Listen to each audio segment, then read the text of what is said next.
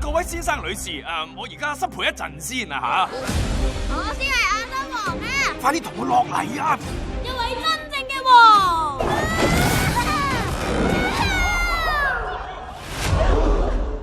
你根本唔係亞瑟王啊！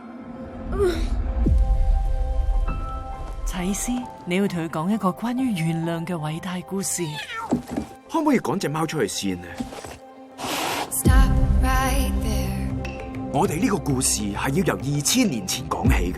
當 BB 耶穌降生到呢個世上嘅時候，等陣，咪住，暫停先。故仔同君王冇關，我就冇興趣聽啊。呢個正正就係講緊一個萬王之王嘅故事。 If you're with me, then I know that I will. I will fly. 裏邊有天使啦、邪惡嘅國王同埋奇蹟。你睇下幾多魚啊！即係你想聽埋個古仔咧？咁不如我哋途中幫助耶穌啊！呢啲食物根本唔夠分俾所有人噶噃。希望可以幫到手。係啊，嗰邊好似有啲嘢啊！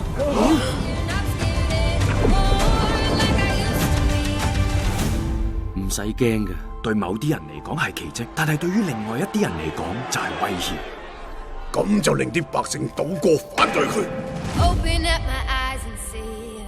And I'm not only wishing, dreaming. 捉住佢！我哋唔可以幫佢咩？可以，但係唔係你諗咁樣。多謝你啊，爹哋。時候到啦。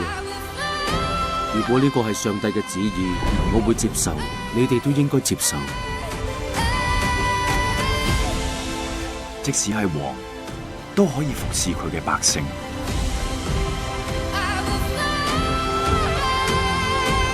只要有信心，你就會變得比以前更強大。